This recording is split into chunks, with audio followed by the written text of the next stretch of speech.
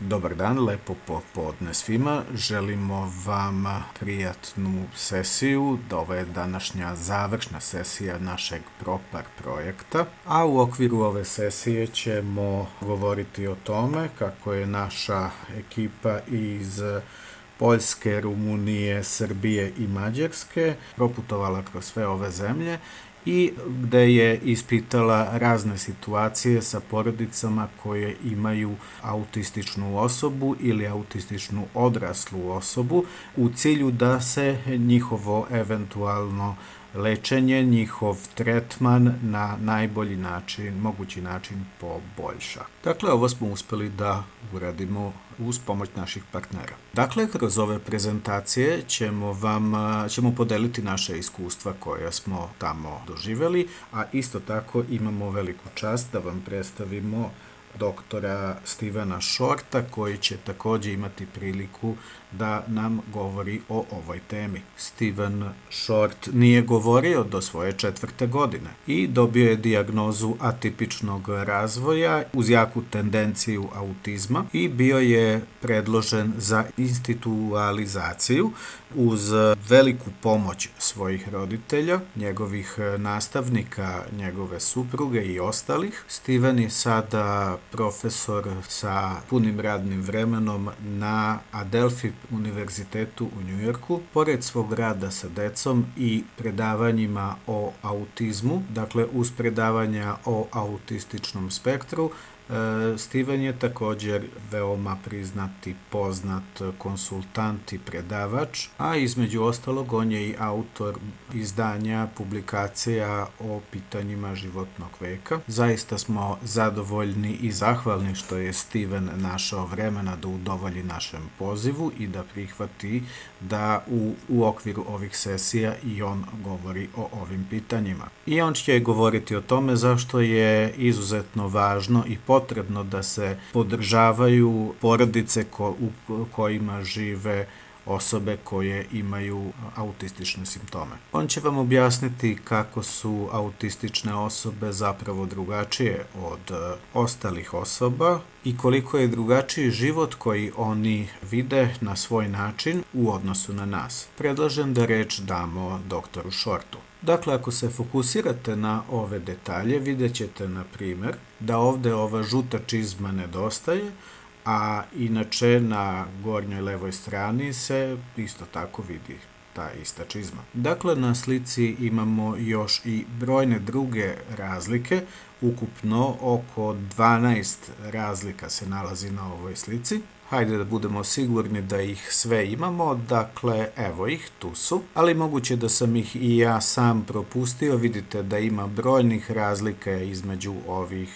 ove dve slike i ovde imamo ove razlike koje su indikovane linijama i kružićima. Dakle, kada prođemo ove slike, onda zatim možemo videti jedan kviz sa pitanjima i u tom kvizu vidimo 4 pitanja. Prvo pitanje je šta prikazuje slika, obično će se ljudi prisetiti da se radi o ringišpilu. Šta je ono što se vidi u prvom planu? Mogu da vam malo pomognem. Bele je boje, neko će reći to je zebra, dok će se drugi setiti da je to možda konj. Dakle, dok će nekima ovo ličiti na konja, a ova druga dva pitanja su malo teža. Kada pitamo koje je boje životinja, dakle koliko ima životinja, broj životinja, koliko ima životinja u prvom planu koji je nama bliži, to su pitanja na koje će se mnogo teže prisetiti, mnogo teže će zapamtiti ove detalje. Međutim, ja verujem u učenje bez greške, tako da će svi dobiti 100%, svi će dobiti 5 ili ocenu A, najbolju ocenu kao rezultat njihovog rada. Razlog zašto sam govorio o ovom pitanju, zašto sam ovu temu želeo da prikažem, je u stvari da sam ja vas naterao da vi opažate ovu sliku, odnosno ove slike, i većina autističnih osoba će se skoncentrisati na okolinu, dok obično mi se više skoncentrišemo na detalje i to vrlo često radimo na račun celokupnog utiska. Ako vidimo kako to može da se opiše sa kliničke strane, to je deficit centralne percepcije, gde se ljudi skoncentrišu na detalje, na uštrb celine, to jest ne vide šumu od drveća, kao što to stara poslovica kaže. Međutim, pitanje koje želim da postavim vama je u kojim situacijama se možete biti u prednosti ako ste skoncentrisani na detalje. Naravno, onda nam padaju na pamet situacije kao što je rad u IT tehnologiji, programeri, na primjer, ili ako ste advokat ili se bavite knjigovodstvom, ili ako radite kao matematičar i kao i mnoga druga zanimanja, gde ćete biti u prednosti ako se skoncentrišete na detalje. U stvari, postoji mogućnost, ako bismo mogli da stavimo osobu koja nije autistična u ovu situaciju, da bi oni imali deficit u razmišljanju u detaljima, a to zapravo znači da bi mogli da preokrenemo ono što mi uobičajeno zovemo deficitom ili izazovom i da na ove osobine gledamo kao na jake strane i samim tim dolazimo u situaciju da moramo ponovo da razmotrimo one uobičajene specifičnosti autizma i ovde možemo da navedemo ona uobičajena 3 slučaja koje navodimo kao deficite, to je deficit u komunikaciji, deficit u socijalizaciji, deficit u društvenim interakcijama i imamo ograničene interese. Dakle, šta možemo da učinimo da to preokrenemo i da imamo koristi od ovih osobina? Roditelji me često pitaju u čemu je moj sin ili moja ćerka dobar, koje su njihove dobre strane. Ja im obično odgovaram pitanjem kako oni provode najveći deo svog dana kada im dozvolite da se bave onim čime žele da se bave. Obično želimo da provodimo više vremena sa onim aktivnostima u kojima smo dobri, koje više volimo inače da radimo jer nam bolje idu. Dakle, ono što mene interesuje kod autistične osobe, šta je to što ta osoba želi da uradi, šta je to što voli da radi, koje su pozitivne strane tih aktivnosti u kojima eventualno uživa. Dakle, obično kada razmišljamo o autističnim osobama, onda razmišljamo u vidu da su to osobe koje su izuzetno vizualno orijentisane. Sada se nešto čudno desilo sa mojim kompjuterom, sad ću pokušati ovo na neki način da vratim, ne znam da li ću u tome uspeti. Ne znam šta se dogodilo sa podelom ekrana, pokušat ću to da vratim, ne znam gde mi je nestala ta druga strana slike, izvinjavam se. Bolje da počnem sve iz početka, izgleda kao da je Google Drive se jednostavno otkazao, neočekivano je prestao da radi. Ajde da počnemo iz početka. Oni ponekad umeju da budu zaista čudni. Obično onda otkažu kada, evo, uspeli smo malo da vratimo sliku. Dakle, ako imate slučaj sa vizualnom orijentacijom, međutim, znam dosta autističnih osoba koje nisu vizualno orijentisane, međutim, ne umeju da pročitaju ili da opišu jednu lepu sliku. Dakle, možemo reći da se njihov stil opisivanja razlikuje, a postoji i stil prema kome se vidi da se pojedine informacije obrade, a druge se jednostavno isključe. Ima stvari koje su dobre, a ima i stvari koje to nisu toliko dobre. To će se videti vrlo često, može da se vidi često, da se uoče ove situacije, a jedan tipičan primer toga je IQ test, znači test inteligencije koji ima jedan proizvoljni broj i to su dosta smešni brojevi, dakle za jednu autističnu osobu, šta su zapravo ti brojevi, šta oni znače kao test inteligencije ili ti IQ test. Dakle, to može biti 97, 99, iznosi brojevi mogu biti vrlo visoki. Ono što je ovdje zanimljivo je da autistične osobe imaju dosta specijalnih osobina, svojih specijalnih karakteristika koje mogu da koriste vrlo uspešno.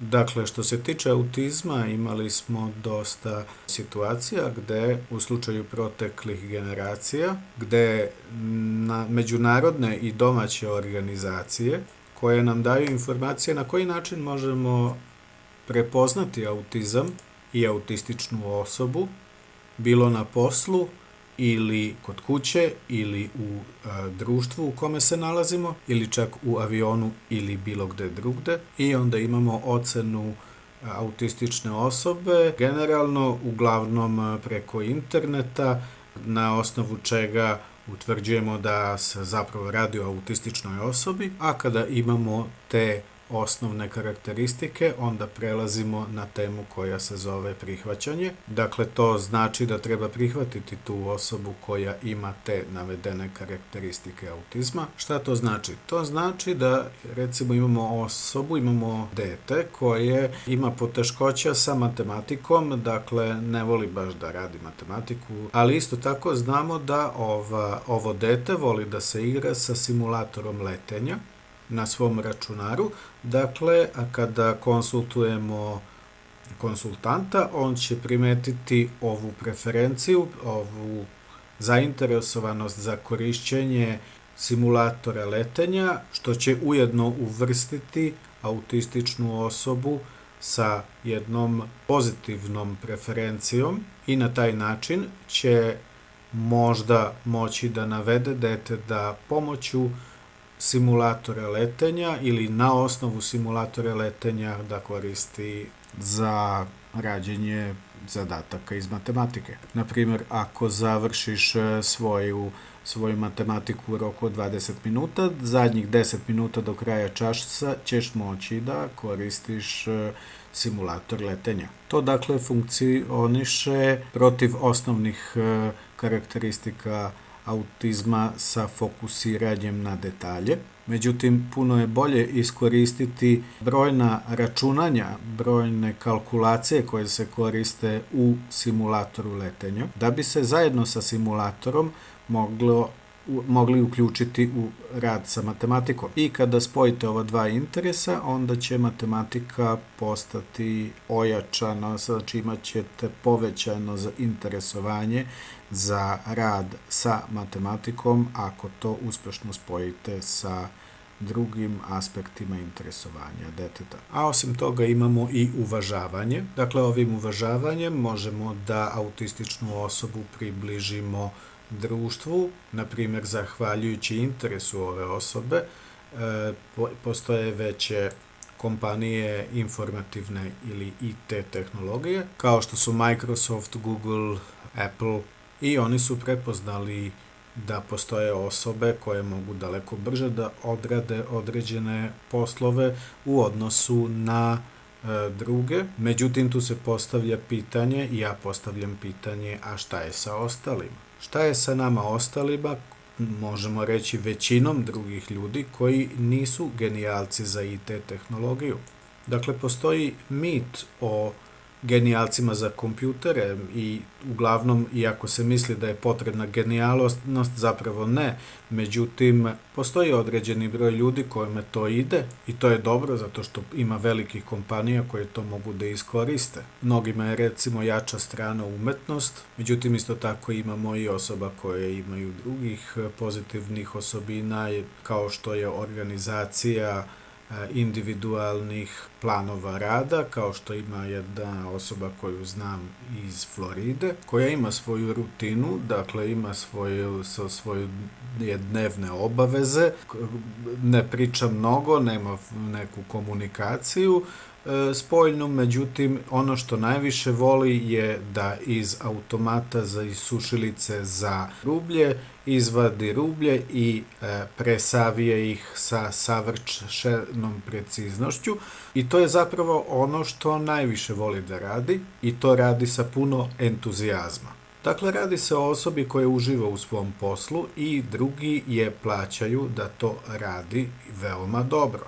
Tako da imamo još jedan primer korisnog rada, korisnog društvenog rada, gde je ova osoba korisna u okruženju u kojem se nalazi. Dakle, ovo je produktivna osoba koja se ceni. Zadnji korak je akcija, a to je zapravo jedan katalizator, jedna vrsta lepka sa kojom sastavljamo sva ova 3 prethodna koraka. Dakle, pitanje koje vam postavljam je šta ćete vi uraditi kao roditelji autistične osobe, znači koje ćete korake preduzeti da biste se popeli na stepenike prihvatanja, uvažavanja i svesnosti, da bi na kraju dobili snagu ili pozitivne osobine, da biste mogli da vodite produktivan život. Dakle, šta me navodi da ja pričam sa vama o autizmu? Stvari su uglavnom tipične, znači u prvi 24 sata žena kaže da ličim na jaje i onda nakon 18 meseci, što se uglavnom dešava sa oko 30% nas, pod spektrumom će eksplodirati regresivna bomba autizma i to je moment kada gubim funkcionalnu komunikaciju, gubim sposobnost govora, javljaju se napadi besa. Ukratko rečeno, postao sam veoma autistično malo dete. To je bio vrlo težak period za moje roditelje. Oni su me imali prvih 18 meseci kao jedno obično dete sa svim funkcijama koje su potrebne. Možda sam čak neke pokazivao i malo prerano. I onda se iznenada pojavljuje ova regresija, ne želim da budem dodirivan od strane mojih roditelja. Javlja se gubitak komunikacije, javljaju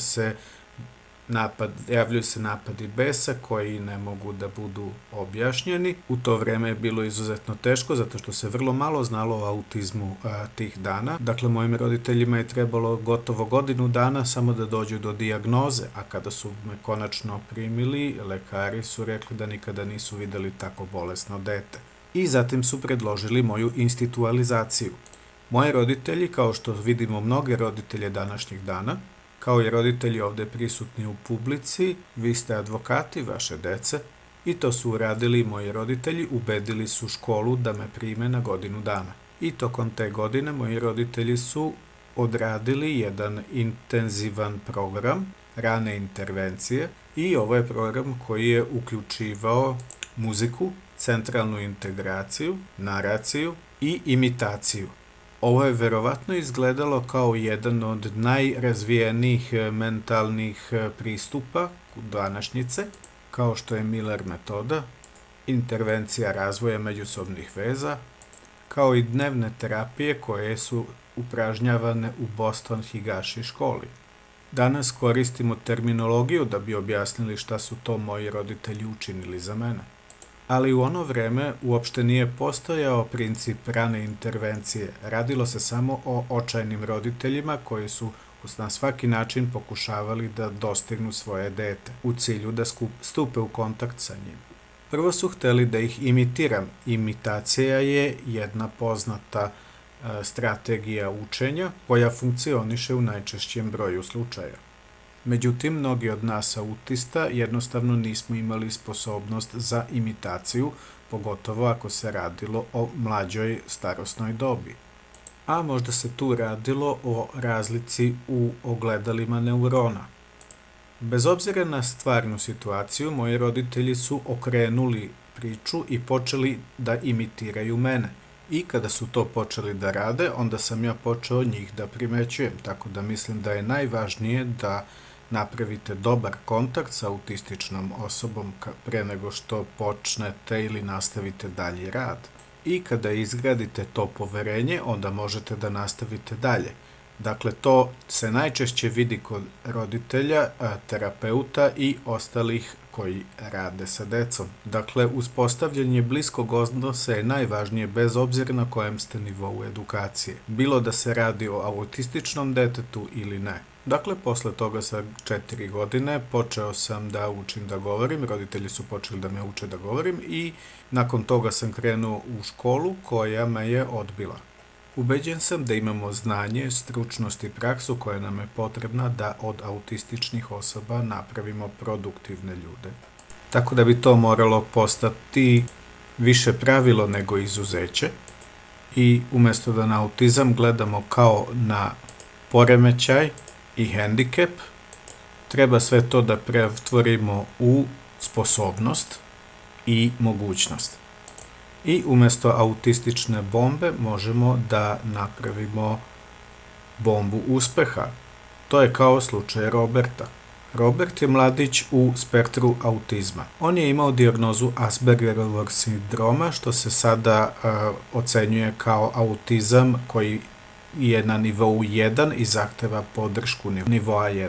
Pogledajmo ove karakteristike i ocenjujemo ih samo kao karakteristike, dakle komunikacija, društvena interakcija, ograničeni interesi koji su zapravo samo osobine, a ne invaliditeti ili hendikep. Dakle, hajde da pogledamo ove karakteristike preoblikovanja, to jest da pogledamo pozitivne jače osobine osobe. Robert je davao informacije o prevozu izgubljenim pokroviteljima na stanici Penn. Dakle, radi se o stanici koja je veoma opterećena prometom, to znači da je posao sam po sebi veoma detaljan, bazira se na činjenicama i podacima, mora biti tačan, podaci se moraju slagati i radi se o konstantno ponavljajućem poslu. Pa opet možemo se zapitati koliko puta moramo ponoviti informacije onim osobama koje se izgube. Kakva je njegova društvena interakcija? Veoma ograničena. Postavlja se pitanje, daje se kratak odgovor, pozdrav, do sledećeg pitanja. Odakle Robert dobio ove informacije? Njegovi saradnici moraju da pogledaju ove podatke u referencama. Ja ovu vrstu posla ne bi nazvao ograničenim interesovanjem, ja bi to nazvao izuzetno usredsređen zadatak i radi se o strasti, pošto on, dakle Robert, memorizuje ovu informaciju i pošto je Robert autističan, on redovno postiže bolje rezultate od svojih kolega.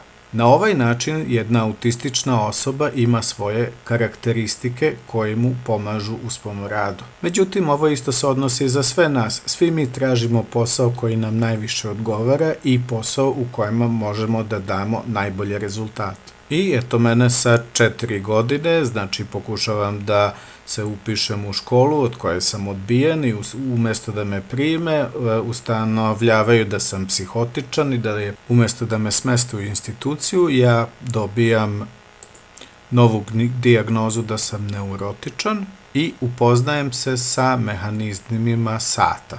Moji roditelji su me snimili kako sa 4 godine otvaram mehanizam sata tako što koristim oštar nož, skidam pozadinu, poleđinu sata, vadim napolje motor, odnosno mehanizam. Dakle, otvaram sat, vadim mehanizam, rastavljam zupčanike i sve ponovo sastavljam i sat i dalje funkcioniše i nije ostalo nikakvih delova van sata. Dakle, moji roditelji umjesto da gledaju na zatvoreni svet, zatvorenih vrata mojih invaliditeta, oni gledaju na otvorena vrata mojih sposobnosti i nastavljaju sa traženjem sve više drugih mašina i stvari koje mogu da se rastave i ponovo sastavljaju kako bi sve više razvijao ovu svoju sposobnost.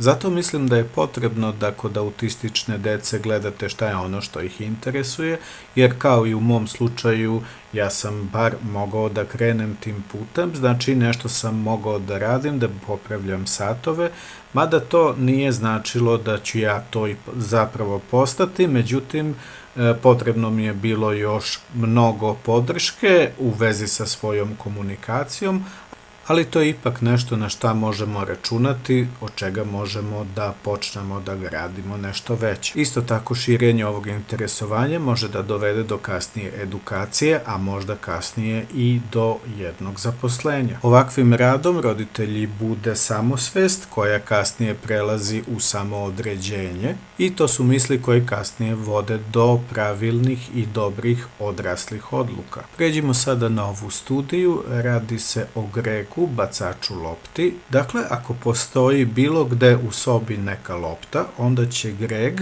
koji ide u osnovnu školu i koji je pretverbalno dete sa simptomima autizma, naći će tu loptu i bacit će je. Bilo kakav pokušaj da se ta lopta odstrani i da se onemogući Gregu da dođe do lopte dovodi do katastrofalnog ljućenja koje traje najmanje pola sata.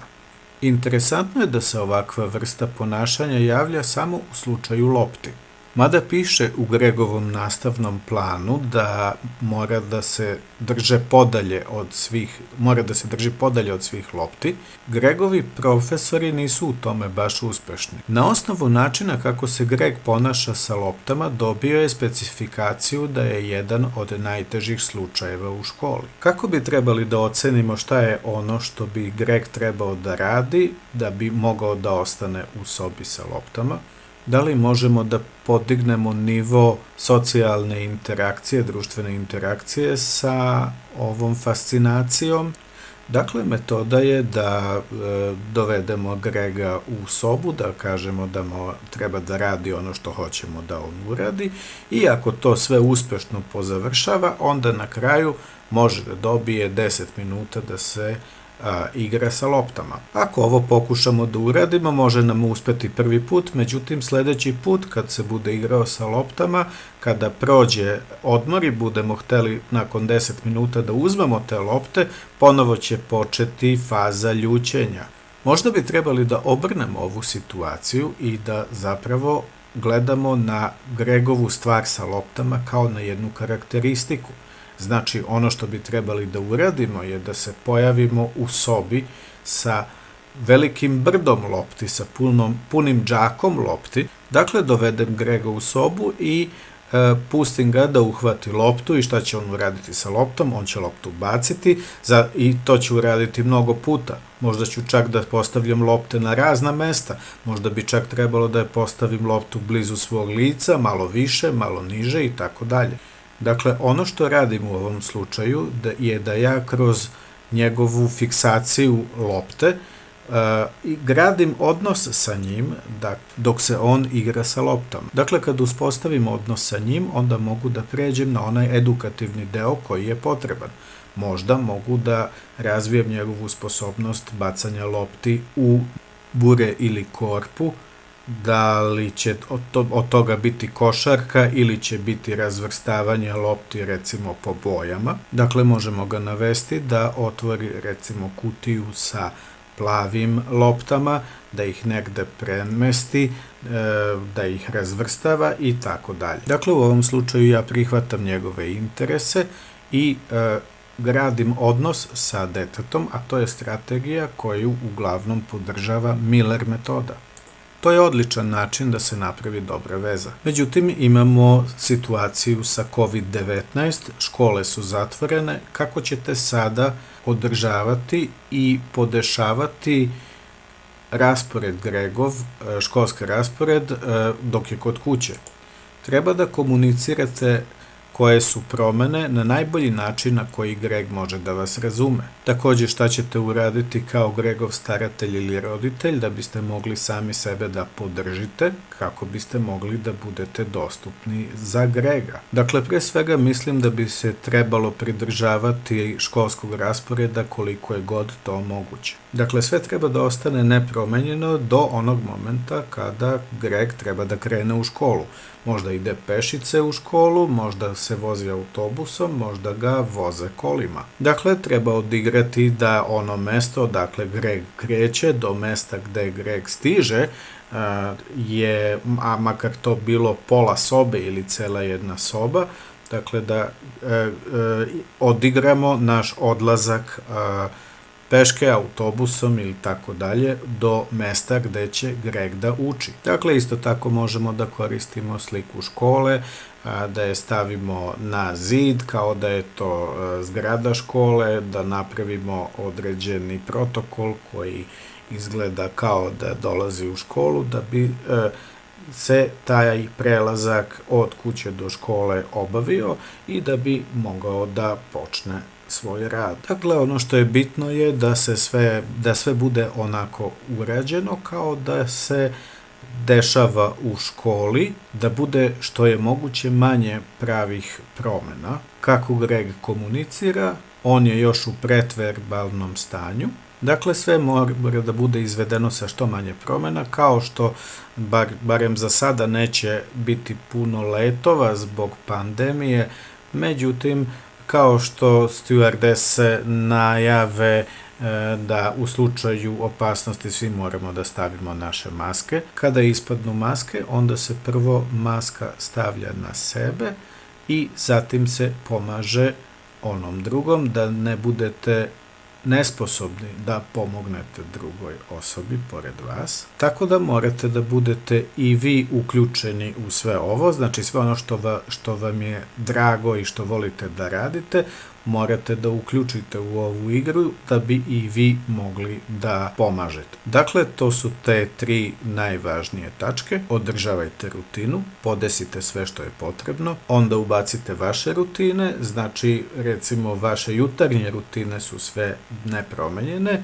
međutim kada se spremite, krećete na posao biciklom, međutim to se više ne dešava, pošto se sav moj posao obavlja iz home office kod kuće. Dakle, ostajemo kod kuće i koristimo kompjuter, tako da sve ono što uradite treba da proverite koliko treba da se obavi koraka da bi se obavile te jutarnje i dnevne rutine. Nema više šetanja iz razreda u razred, nema više izlaženja i ulaženja, sve je ostalo kod kuće. Međutim, da bi ostao u kondiciji, svaki drugi dan sam vozio svoj sobni eliptični bicikl, da bi, i to za jedan period od 90 minuta, da bi ostao u kondiciji. I, na primjer, to je podešavanje moje rutine koju ubacujem u svoj radni plan, dnevni radni plan. Dakle, potrebna je i dobra komunikacija, da se to radi sa mnom kad sam imao 4 godine, onda bi mi sigurno bile potrebne i slike koje bi mi prikazivale moj dnevni raspored, da bi bio siguran da pratim sve ono što je potrebno prema svom planu. Sada prelazimo na brigu o sebi. Dakle, šta je briga o sebi? Da li je to nešto što roditelj može da radi ili je to nešto što treba naučiti autističnu osobu da sama radi? Dakle, ponekad je to samo vežba disanja, udišite vazduh iz okoline i izdišite ga polako. Ako uradite to 3 ili 4 puta, sigurno ćete biti više relaksirani nego u početku. Dakle, postoje stvari koje možemo zajednički da radimo, bilo da se radi o vama kao roditelju autistične osobe ili o samoj autističnoj osobi. Dakle, prvo pravilo je da ostanete uključeni i da budete u kontaktu sa tom osobom koliko je god moguće. Dakle, održavajte vezu sa onima koji su vam bitni, bilo da se nađete sa njima negde na ulici, supermarketu, bilo gde, znači održavajte vezu, to je podjednako važno i za vas i za autističnu osobu. Budite oprezni da ne ulazite u situacije kada sve više emocija se ispoljava. Znači, postoji popularan mit da autistična osoba ne reaguje na spoljne uticaje, međutim to nije tačno. Većina autista daleko više i daleko jače prima tuđe emocije. Dakle, autistične osobe ne znaju šta bi sa tim primljenim emocijama. Ako se osjećate nervozno, jednostavno pogledajte da li neko drugi u vašoj okolini je takođe nervozan. Budite sigurni da imate plan A, plan B i plan C, čak i plan C, jer od kada je počela pandemija ne možete tako lako da izlazite napolje. To isto znači da nema mnogo šopinga, nema mnogo kupovanja, znači neko umesto kupovanja naručuje robu koja mu se isporučuje na kućnu adresu. Međutim, ipak možemo da odemo u kupovinu sada, znači moramo da nosimo maske, rukavice, moramo da se pridržavamo svih zaštitnih mera. da bismo bili sigurni. Odlično provođenje vremena na otvorenom. Budite sigurni da iskoristite dobro i lepo vreme. Ako izađete u šetnju, budite sigurni da se pridržavate zaštitnih mera, održavate pravilno odstojanje, fizičko i društveno odstojanje. Mislim da je bolje koristiti izraz fizičko odstojanje od društvenog odstojanja, jer ako je neko održi društveno odstojanje, dakle društveno je izolovan, mi ne želimo da stupimo u kontakt sa ljudima, ne želimo da održavamo vezu sa ljudima, međutim ne možemo biti pustinjaci i ni to ne želimo. Dakle, mi i dalje moramo da budemo u vezi, ali to moramo da radimo na bezbedan način. Tokom pandemije imat ćete potrebe za više kognitivne energije da biste mogli da obavite vaše obaveze. Dakle, moramo da odradimo naše obaveze, ali isto tako treba da vodimo računa da ostanemo bezbedni, da ne bi pokupili COVID-19 i onda bi morali da se podvrgnemo raznim procedurama. Kako bismo to izbegli, najbolje je da se pridržavamo bezbednosnih mera. Dakle, treba se pridržavati svih tih bezbednosnih mera da bi sami ostali bezbedni. Postoje razni izvori koje možemo koristiti, kao što je Learn Autism ili Učite o autizmu. To je relativno nova grupa u kojoj sam takođe član kao savjetnik. Ono što je jedinstveno u ovoj organizaciji je da je vođena sa roditeljima autista i u ovoj grupi koristimo istraživačke video snimke koji su vrlo kratki i traju od 1 do 2 minute. Tu se radi o kratkim porukama koje pomažu roditeljima i starateljima koji vode računa o autističnim osobama. Da bi na taj način bila pružena podrška, zato i ja vas ohrabrujem da posetite ovaj website i da vidite šta vam tamo može biti od pomoći. Kroz autistične pacijente mnogi roditelji su zapravo postali edukatori, učitelji, zahvaljujući brojnim iskustvima kroz koja su prošli. Dakle, čak i u obuci na udaljenost, znači na udaljenoj obuci i postoje informacije koje mogu da se preuzmu kod kuće, da se uče kod kuće. Dakle, više od 100 kompanija postoje koje nude edukaciju, tako da ako odete na ovaj link možete da vidite koje su to kompanije i šta je to što oni nude. A njihov glavni cilj je da podržavaju autistične osobe u njihovoj edukaciji. Dakle, ovde ćete imati puno dobrih ideja. Dakle, eto me sada u razdoblju od 6 godina, izlazim iz obdaništa, ulazim u školu. Dakle, dosta mi se vratio govor, nastavljam predškolsko obrazovanje posle obdaništa.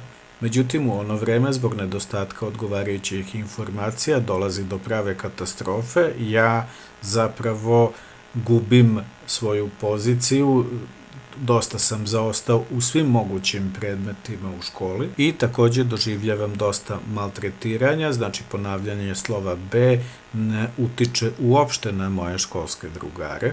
Dakle, polako školski sistem shvata da to zadirivanje nije obaveza kroz koju treba da prođe svako dete. Ja sam većinu svog vremena provodio u biblioteci, čitajući o temama koje su me najviše interesovale. Dakle, kada sam pročitao svoje naučne knjige sa raznim dijagramima, uzimao sam nove i nove i bio sam uvek žedan znanja. Interesovale su me razne teme od astronomije do avijacije, vulkani, zemljotresi. Dakle, ponekad sam razmišljao o tome da li sam dolazio samo u školu da bi čitao knjige, međutim, u stvari radilo se o tome da nam moji profesori nisu mogli da stupe u kontakt sa mnom, a pošto kao po ponašanju nisam bio problematičan, ostavili su me da budem sa svojim knjigama, sa svojim temama koje me interesuju. Ono što je takođe bilo zanimljivo je da je sve ono što je mene interesovalo takođe interesovalo i moje roditelje. Kad me je interesovala astronomija, onda su nabavili teleskop, pa smo onda gledali u zvezde i tako smo provodili noći gledajući u nebo, a kada me interesovala hemija, onda su mi roditelji kupili set za malog hemičara. Dakle, sve ono što autističnu osobu interesuje, roditelji bi trebali da gledaju da li mogu da se uključe u to, da i njih to malo interesuje, da naprave od toga jednu vrstu domaće edukacije kod kuće. Ali je to više u nekom formalnom obliku. Dakle, sada prelazimo na moju 13. godinu života. Uobičajeno je da u višoj i srednjoj školi, znači višoj osnovnoj i srednjoj školi, autistična osoba ima problema sa svojim društvom i razredom. Međutim, to je bilo još lakše zato što je u višom stepenu obrazovanja dolazilo do diverzifikacije predmeta prema našim interesima. Ako me interesovala muzika, onda sam mogao da se priključim orkestru. Dakle, imao sam strukturiranu aktivnost da bi mogao da se podelim prema mojim aktualnim interesima.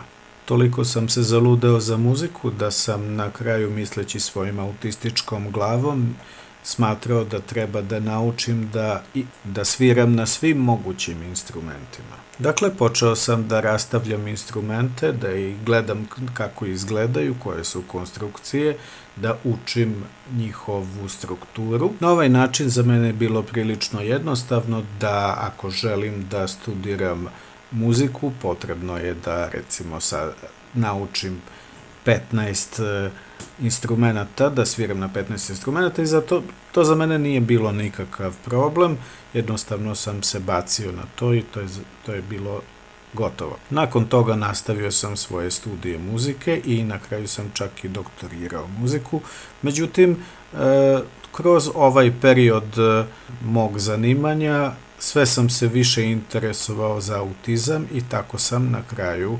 prebacio studije muzike na moja interesovanja za autizam. Tako da sam doktorirao specijalnu edukaciju. Razlog zašto sam u svojim terapijama sa autističnom decom uključio i muziku je da kroz muziku možete da ostvarite jedan poseban kontakt sa drugima koji su uključeni u jednu zajednicu koja je poznatija kao muzičari. A osim toga, podučavanje muzike je dosta zabavno i ja jednostavno nemam neku osobnu metodu obučavanja muzikom, jednostavno za mene ima puno više smisla da se bavim sa decom u autističnom spektru i to je to.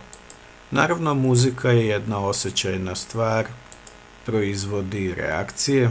Sećam se da sam izbegavao mnoga džez vežbanja zato što sam bio i profesionalan igrač fudbala. Jednostavno trube iza mene su bile preglasne, bez obzira šta sam rekao, vođa benda me nije baš shvatio. Jednostavno bili su preglasni i konačno sam jednom ušao u kancelariju. Pokušao sam da to objasnim, međutim na kraju sam odlučio da izbegavam probe jazz orkestra, niko nije razumeo zašto ja to izbegavam. Međutim, u ono vreme se vrlo malo znalo o senzorima, o osjećajima zvuka u vezi autističnih osoba, tako da je to prošlo nezapaženo. Da rezimiramo, održavanje rutina. Ako vaše dete uči kod kuće, onda se potrudite da te rutine odlaska u školu napravite da izgledaju kao da se zaista ide u školu. Stupite u kontakt sa vašim terapeutom, dečjim terapeutom i razgovarajte sa učiteljem deteta. I pridržavajte se radnog plana koliko je god to moguće. Postoji kratka joga vežba tokom pauze. Dok udišete, stisnite pesnicu. Kad izdišete, otpustite ruku. Uradite to 3 puta.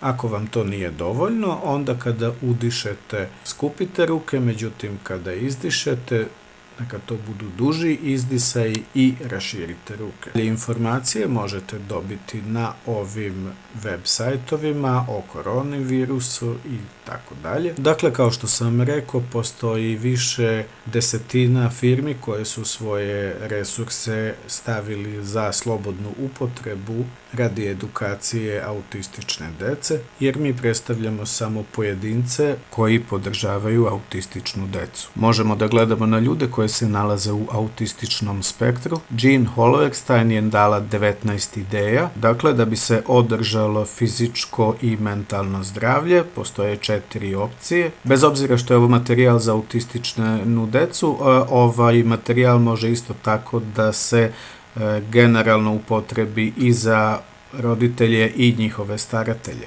Dakle, imamo puno različitih izvora sa kojima možemo da podržavamo autističnu osobu, a samim tim da podržavamo i nas. Dakle, da bi mogli da prođemo jedan dan, dakle da se vrati našem rasporedu, a isto tako treba uzeti u obzir i druge aspekte kako preživeti u ova teška vremena, koja su puna nesigurnosti.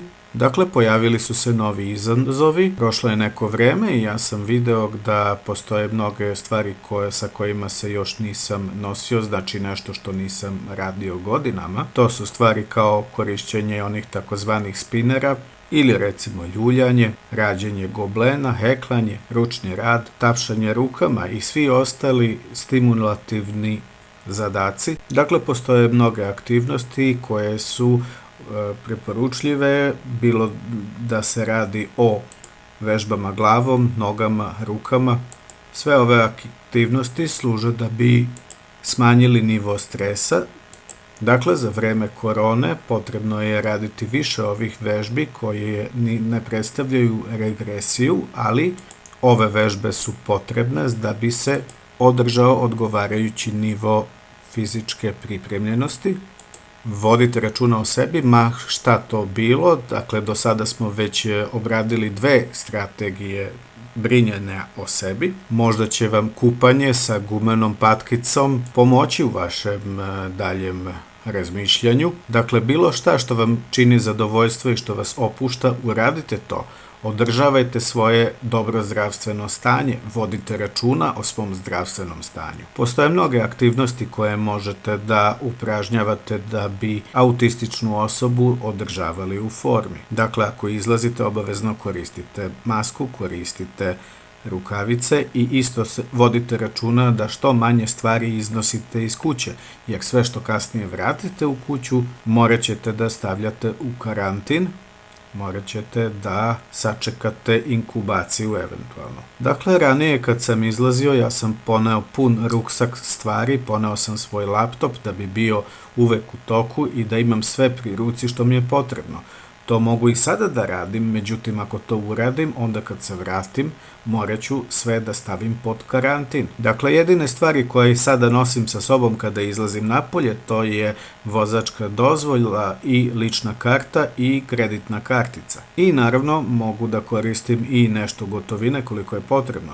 Znači, ove 3 stvari su jedine 3 stvari koje bi eventualno trebale da budu očišćene ili stavljene pod karantin ukoliko se one koriste. Dakle, ponavljamo, vodite računa šta iznosite iz kuće, jer kada sve to vraćate, morate da to isto čistite i stavljate pod karantin. Dakle, kada se vratimo kući, onda imamo nekih aktivnosti koje bi trebali da sada malo razmotrimo, malo dublje. Dakle, ne zaboravite nositi van manje znači više.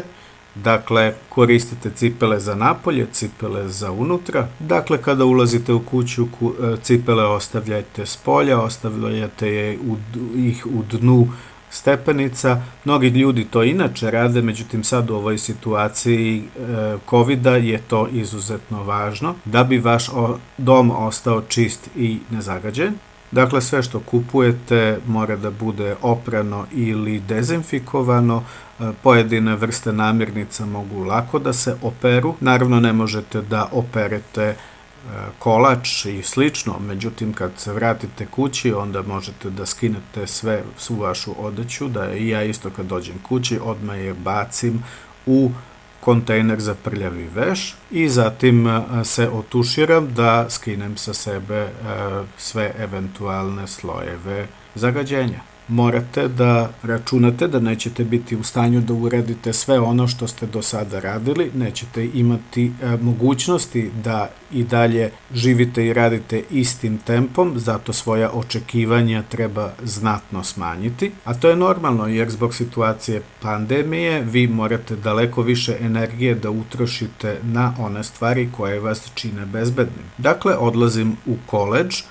Koledž je bila jedna čudna utopija za mene, jer sam uvek mogao da nađem istomišljenike. Ako mi se vozila bicikla u ponoć, uvek sam mogao da nađem nekog ko razmišlja na isti način kao i ja i želi da izađe da se vozi biciklom po noći. Što se tiče druženja sa devojkama, to mi nikad nije bila neka jača strana, međutim imao sam sreću što sam imao interesovanja za muziku, pa sam kroz muziku upoznao i svoju buduću ženu. Dakle, krenuli smo zajedno na univerzitet i sada mogu da kažem da smo u braku preko 30 godina već. Dakle, ako vas interesuje koje je bilo njeno viđenje mojeg autističkog spektra, možete i to da potražite, to će biti elementi moje autobiografije, dakle njeno viđenje ove situacije i sve ono što se eventualno dešava iza zidova. Dakle, sada sve više vremena provodim u workshopovima, u radionicama gde se nalaze ljudi koji imaju Asperger sindrom. Mi provodimo godine diskutovajući o problemima za koje mnogi ljudi možda i ne žele ni da čuju, ali mi isto tako znamo da moramo da nateramo ljude da nas saslušaju. To je isto kao i društvena interakcija. Dakle, može se poboljšati odnos između ljudi. Dakle, neki ljudi na ovo mesto definišu kao univerzitet. Dakle, naći ćete mnoge nas autistične osobe koji imaju ovu dijagnozu, a rade kao profesori na univerzitetima. Dakle, postoje ljudi koji su na drugoj strani spektruma, dakle, oni se tu ne nalaze. Međutim, ako želite da nađete one ljude koji su u vašem spektru, možete samo da počnete da proveravate vaše profesore na univerzitetu. I za kraj moram ponovo da podržim mišljenje da je važno fokusirati na pozitivne strane, na jake strane autista, umesto da potenciramo njihove mane kao problem. Postoji velika diversifikacija u ovom celom spektru autističnih osoba, a isto tako imamo raznolikost koja se nalazi izvan autističkog spektra. Zato vrlo često ponavljam, kada se sretnete sa autističnom osobom, sreli ste jednu autističnu osobu. Želim da se zahvalim svima vama koji učestvujete u ovom projektu, počevši od autističnih osoba do njihovih staratelja, roditelja i tako dalje, profesora.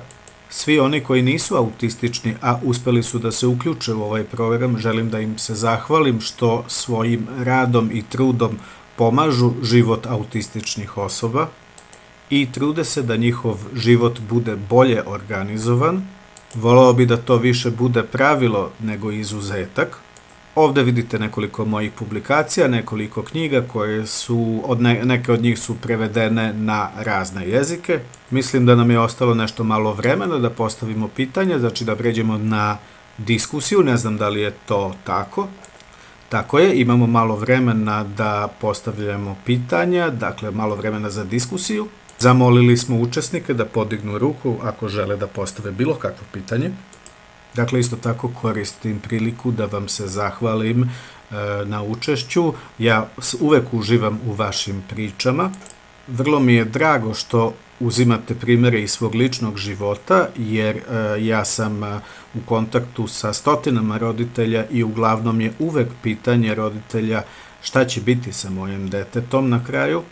I vaša priča im uliva nadu, jer uvek je pitanje šta će biti od deteta kad odraste. Dakle, vrlo je teško predočiti šta će biti sa detetom dok je ono još dete, a vaš lični primer daje mnogima podstrek. Dakle, roditeljima dajete jednu mogućnost za budućnost. Isto tako želim da vam se zahvalim na praktičnim savetima. Dakle, isto tako vi vrlo nesebično delite resurse koji mogu da budu dostupni svima. Dakle, imamo mnoge komentare sa zahvalnosti učesnika ovih foruma. Ima jedno pitanje koje se postavilo: kako vi vodite svoj život tokom korone, tokom COVID-a? Pa ima dosta promena od početka pandemije. Ranije, znači pre perioda pandemije, sam putovao s jednog mesta na drugo, znači bio sam vrlo angažovan po pitanju odlazaka na mesta. Dakle, govore koje držim u vezi sa autizmom me vode na putovanja koja donose i do 150.000 milja godišnje. Dakle, ja sam održao prezentacije u 51 zemlji o autizmu, uključujući Mađarsku, uključujući Poljsku. Želeo bi da dođem u Srbiju kada bude ponovo bezbedno da se putuje. Dakle, pripremao sam se da idemo i u Rumuniju i u druge okolne zemlje, međutim, to sam morao sada da otkažem do daljnjega. Znači, tu je dosta velike promene su nastale u mom svakodnevnom životu. Mi sada ne izlazimo iz kuće sa mojom ženom još negde od polovine marta meseca, ali imamo sreću što se dopadamo još uvek jedno drugom, tako da dosta dobro podnosimo ovu zatvorenost. Da, to je zaista veoma bitno. Dakle, imamo još jedno pitanje, dolazi iz Rumunije, a pitanje glasi: da li imate brata ili sestru? Da, imam i jednog i drugog. Znači, imam stariju sestru koja je od mene starija 4 godine. Dakle, imam i brata koji je 3 godine stariji od mene. On je dobio dijagnozu blaže ili osrednje retardacije. Mislim da on ima malčice i autizma u sebi. A što se tiče sestre, ja mislim da je ona pokupila sve gene pametnjakovića u familiji. Međutim, biti genijalac u familiji, može se reći da smo mi sve u svemu veoma daleko od stvarnosti, od prave istine. Dakle, još jednom milion puta hvala za vaše učešće. Poslaćemo vam naše komentare. Imamo jako lepi komentara koji su puni zahvalnosti za vašu prezentaciju. Pa zaista hvala na ovako lepim rečima. Da, i želim da vam se zahvalim što planirate da dođete posle COVID situacije, znači kad bude bezbedno kod nas u Mađarsku. Kao što sam vam rekla, kod nas ste uvek dobrodošli. Dakle, sasvim sam sigurna da i kolege iz drugih zemalja koji su uključene u ovaj projekt žele isto. I ako želite, možete i dalje da ostanete uključeni sa nama. Mi ćemo sada napraviti prezentacije naših regionalnih iskustava. Dakle, to je projekat koji je trajao 2 godine, ali naravno ako želite da nas napustite zbog drugih obaveza, možete to sasvim slobodno da uredite, to se podrazumeva. A da, naravno, hvala. Dakle, pozdrav vama i pozdrav svim učesnicima. I dakle, želim sada da vam predstavim našeg sledećeg predavača, gospođu Kroma Judit iz Mađarske. Ona je jedna od majki osoba sa autističnim pojavama koja je učestvovala u našem programu. Dakle, ona je prisustvovala našim propar sastancima i ona bi sad bio predala reč. Dakle, izvoli Judit, možeš da počneš. Zahvaljujem na pruženoj mogućnosti, želim da pozdravim sve ovde prisutne. Želela bih sa vama da podelim svoj ekran sa računara. Dakle, naš život je počeo kao život svakog normalnog para. Beba se rodila nakon što su se muž i žena našli. U početku je to sve bilo jako lepo, izgledalo je kao bajka, ali kao i svaka bajka uvek ima zlih karaktera u tim bajkama i kao da je i ova situacija jedno zlo koje je pogodilo našu porodicu. Prvo su počeli da se javljaju problemi sa spavanjem, dakle uobičajeno je da mala deca nekoliko puta dnevno se odmaraju, spavaju tokom dana. Međutim, kod našeg deteta to nikako nije funkcionisalo. Pokušavali smo da uspavamo dete po 2 do 3 sata, a ono je na kraju spavalo samo 10 minuta i to je predstavljao veliki problem za nas. Dakle, ishrana deteta je bila putem dojenja, dojela sam ga jedno 6 meseci, zatim sam pokušala da se polako prebacimo na čvrstu hranu, međutim, beba je na to odgovorila negativno, što je takođe počelo da predstavlja jedan ozbiljan problem. Dakle, naš život se podelio u 2 tima. Jedan tim je beba, a drugi tim su otac i majka koji su predstavljali drugu stranu. Bilo je dosta svađi između tima 1 i tima 2. Polako su počeli da se javljaju i problemi između majke i oca. Dakle, pored problema deteta sa ishranom i nespavanjem. Međutim, moj mali dečko nije hteo da mi pruži ono što sam ja očekivala od njega, bez obzira što je to bila beba i dete koje je normalno govorilo. Zatim smo primetili da koristi jezik na čudan način. Zatim smo imali problema sa učenjem da pređe na nošu. Trebalo nam je 1,5 dana dok nismo u potpunosti mogli da zaključimo taj problem. Isto tako je bilo i agresivnog ponašanja kada nije dobio ono što želi ili kada nešto je trebao da uradi što mu se nije htelo, onda je postao veoma agresivan, počeo je da šutira, da baca stvari. Dakle, ta ljutnja je isto bila veliki problem. Dakle, isto je tako imao veliki strah od novoga, plašio se svega što je novo, novi događaj, novi ljudi. Sve što je bilo novo donosilo je strahove. Zatim, u više slučajeva on nije bio toliko zainteresovan da sarađuje sa nama kao sa roditeljima. Isto tako smo primetili da koristi igračke na neodgovarajući način. Dakle, samo je skupljao svoje igračke, ređao ih je u krevet, pa ih je prebacio na drugu stranu sobe, pa na treće mesto. Dakle, očito se videlo da ne zna šta bi trebalo da se radi sa tim igračkama. Isto tako je imao problema i sa čulima, dakle, radilo se o tome da su stvari bile ili previše grube, ili previše velike, ili previše onakve, ili ovakve. Sve je bilo ili previše toplo, ili previše hladno. Šta bilo, nikada nije odgovaralo ništa. I možemo da izbrojimo ukupno 10 novih članova, novih faktora. Dakle, imali smo 10:2 ako poredimo 2 tima, i to je bilo vrlo neravnopravno za nas. Pokušali smo da nađemo rešenje, da shvatimo i da pronađemo koji je zapravo uzrok koji se nalazi iza svega toga. I onda je naš dečak sa 3 godine dobio dijagnozu da je autista, tako da smo u naš tim uključili nekoliko novih članova. I onda smo počeli sa terapijom autizma, zatim psiholog,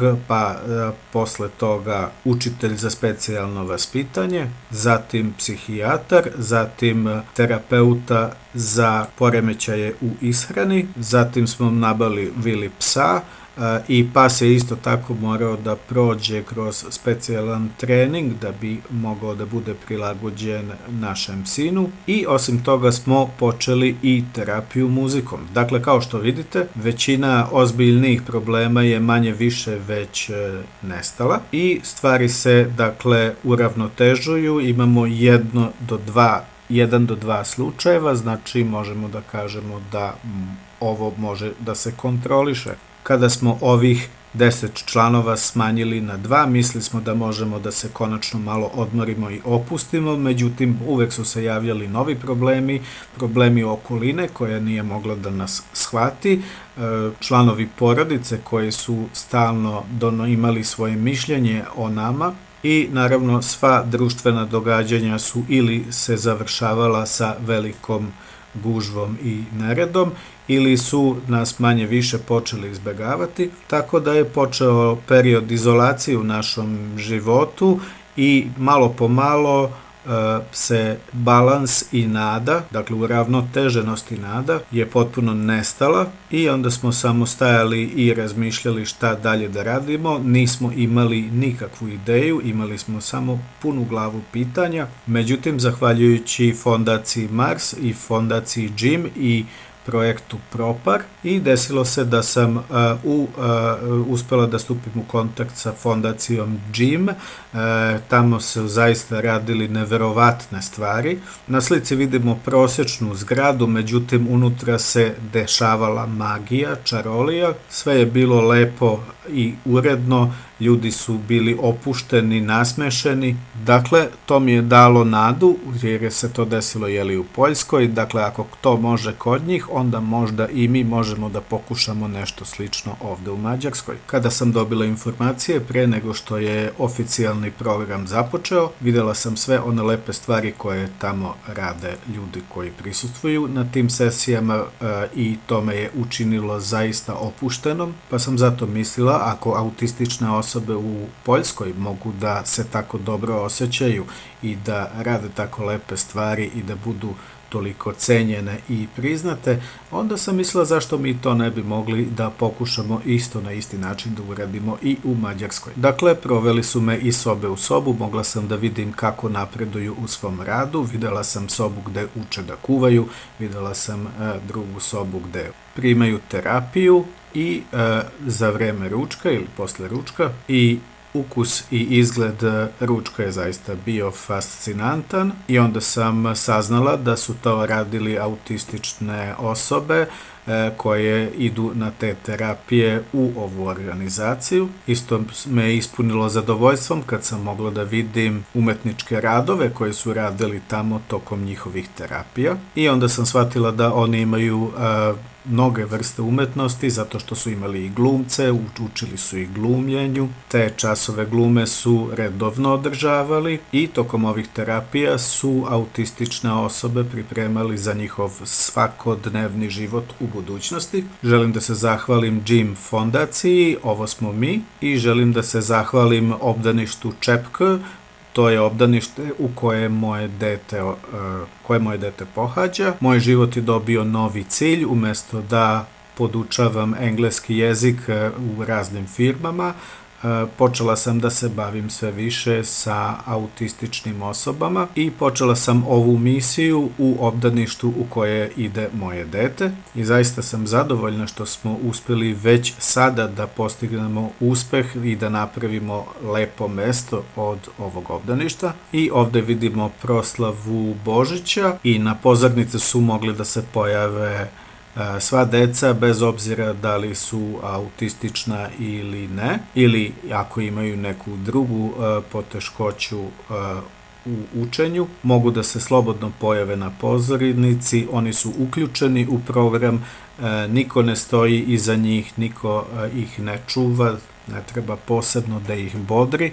I od kada sam počela da radim tamo, počeli smo implementaciju raznih stvari koje sam videla u Jim fondaciji, a osim toga počeli smo i korišćenje vizualnih snimaka, vizualnih projekata. Isto tako smo počeli i rubriku društvene priče, recimo jedna od priče je o korišćenju odgovarajućeg tona, odgovarajućeg glasa u obdaništu ne vičemo, ne galamimo. Na raznim mestima imamo merač glasa koji se koristi i oni to vole da koriste zato što ima strelica koja može da se upravlja i da se pomera. Onda isto imamo razne oznake gde se šta stavlja, gde treba da se postave stvari prilikom ručka u trpezariji i tako dalje. I isto tako smo sobu za terapije preradili u sobu za slučaj napada besa. Dakle, ako uđu u ovu sobu, mogu da se osete tamo sigurnim, mogu da se smire i posle da se vrate nazad u svoju sobu. Ono što su roditelji u Jim fondaciji podelili sa mnom je da su se uskoro svi roditelji koji imaju autističnu decu sprijateljili. Bilo je tu tu sličnih vrsta roditelja koji su dovodili decu sa raznim simptomima autizma u svom spektru i u svom malom svetu su uspeli da dokažu da je sve moguće, da sve može da se izvede i samim tim se izolacija završila. I ova izolacija nije samo za nas bila završena, nego je postala okončana i za mnoge druge roditelje koji su imali slične probleme u obdaništu. Dakle, sada se mi, roditelji i deca, viđamo, idemo na zajedničke ekskurzije, imamo dogovorena zajednička vremena za igru dece i čak i slavimo zajednički rođendane. Tako da je moj najveći strah da će mi dete biti izolovano i da neće imati nikakvih prijatelja je bio i postao neosnovan. Naravno, sad kada smo eliminisali sve loše stvari, imamo svoje svakodnevne probleme, ali bar sada možemo da sfokusiramo na lepe stvari, na pozitivne stvari. I sada znam da mozak mog malog dečka radi na jedan izuzetan način, da on ima neverovatnu maštu, ima pravila koja može da prati, ima svoju dnevnu rutinu koju voli da prati i želela bi da pošaljem poruku svim roditeljima koji su u sličnoj situaciji da svet može da se napravi boljim za život, ali treba ići korak po korak. Dakle, želim svim roditeljima da preporučim da se uključe u grupe roditelja sa sličnim aktivnostima. Ja sam odavno bila član takve grupe, međutim, posle moje posete Poljskoj i Jim fondaciji, i to je zapravo bio moment koji je promenio u stvarnosti život, naš porodični život, tako da smo mogli ponovo da se vratimo situaciji mame i tate i bebe uz dugu kao u bajkama. Hvala vam što ste me saslušali i želim još jednom da podvučem da se što pre učlanite u neku od grupa roditelja, ako do sada to već niste uradili. Hvala lepo na pažnji.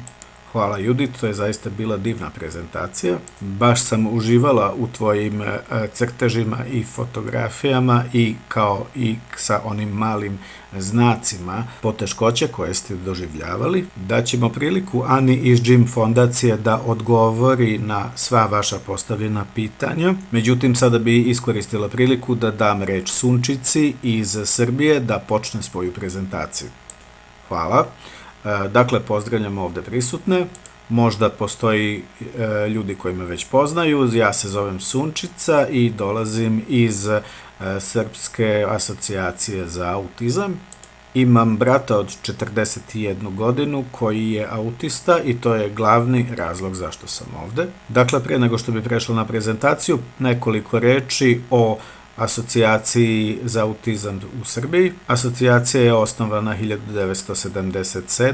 Dakle, pre mnogo godina. Dakle, osnovala je grupa roditelja i terapeuta. Dakle, u međuvremenu smo, kroz naš rad postali sve veći i jači. Trenutno imamo 15 lokalnih organizacija. To su sve organizacije koje su osnovali roditelji, ali uvek volimo da saslušamo savete lekara i terapeuta, jer mislimo da i oni u svakom slučaju imaju mesto u odlučivanju u ovim pitanjima. Ako govorimo o partnerstvu, malo bih vam pričala koje su naša viđenja ovog partnerstva i to u vezi Propar projekta i svih naših dragih članova i partnera. Mislim da sada svi vidite ekran. Dakle, imamo popularnu sharing is caring, frazu koju koristi Propar, a to znači podeliti je isto što i brinuti se. Imali smo prilike da budemo toliko dugo u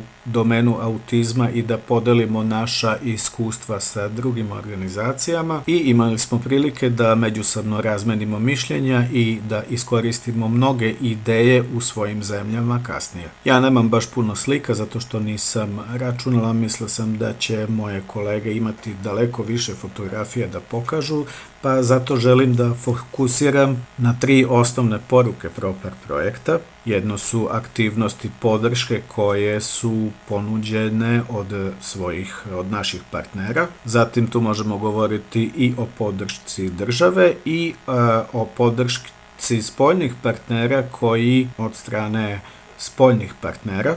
Za nas može da se kaže da smo puno toga naučili od naših partnera, podjednako od Mars asocijacije, GYM asocijacije i KI asocijacije iz Rumunije, a ono što želim da napomenem je trening koji se radi od strane Žužane i Edite u Mađarskoj, a to je trening za roditelje. Dakle, mislim da je treniranje roditelja vrlo bitno, to smo počeli još pre mnogo godina, međutim nekako je treniranje roditelja bilo polako zapostavljeno. Dakle, razvojem interneta su se rodile mnoge grupe na Facebooku i na drugim oblicima društvenih mreža. Međutim, mislim da je vreme da napravimo korak unazad, da malo zastanemo i da se malo vratimo na staru školu, dakle da roditelji dobijaju tretman, edukaciju o autizmu i kada dobijete dijagnozu o autizmu da možete da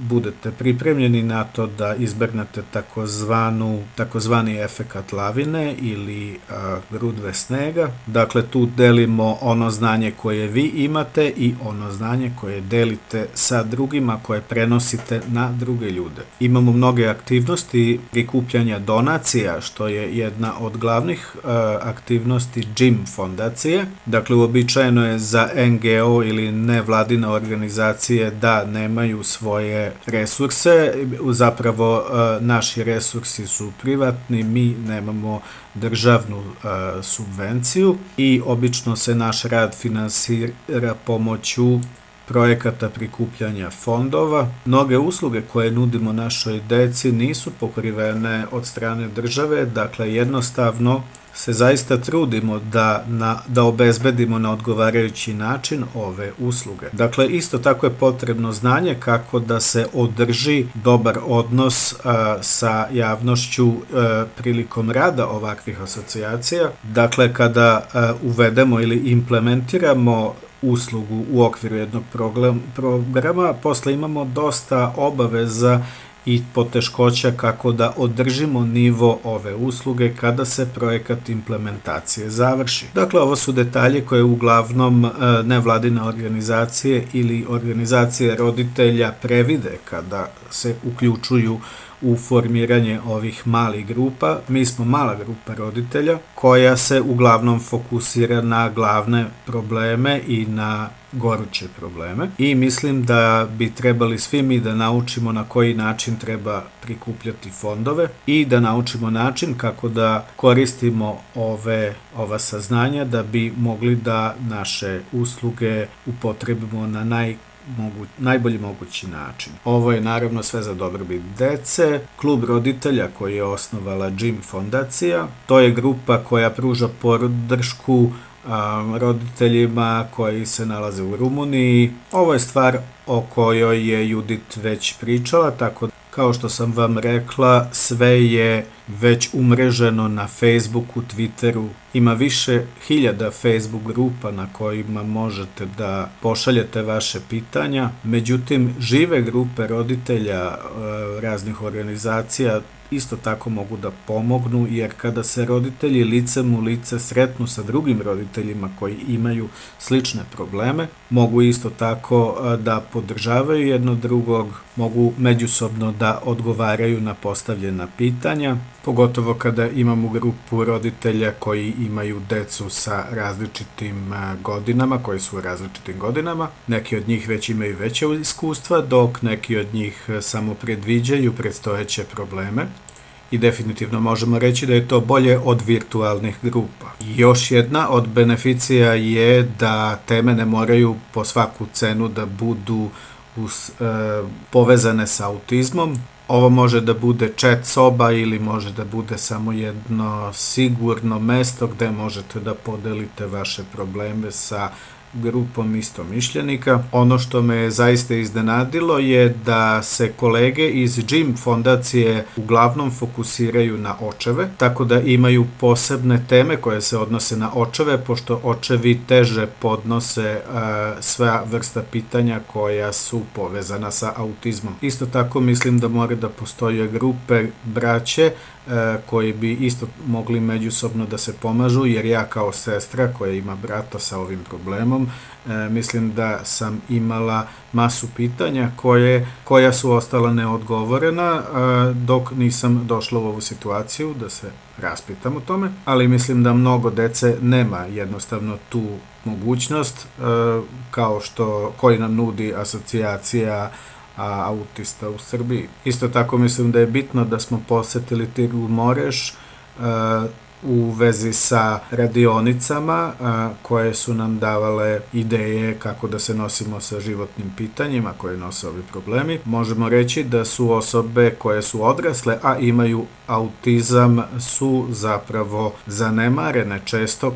To znam iz svog ličnog iskustva sa svojim 41-godišnjim bratom koji je isto autistična osoba i vrlo dobro znam da su životna iskustva od izuzetnog značaja da pripreme decu i odrasle, kao što je na primjer bio moj brat, za normalan život kada izađu iz okrilja svoje porodice. Dakle, postoji tema na koju baš ne možemo biti ponosni, a to je kako se država ophodi prema našim pokretima, prema našim pitanjima i možemo da kažemo da smo ustanovili da svi imamo manje više iste probleme u odnosu na državu, a sad su to pitanja koje se odnose na nedostatak potpore od strane države i možemo da kažemo da imamo nikakvu ili vrlo, vrlo slabu pomoć od strane države i to podjednako za staratelje i za roditelje i možemo da kažemo da se to uglavnom odnosi na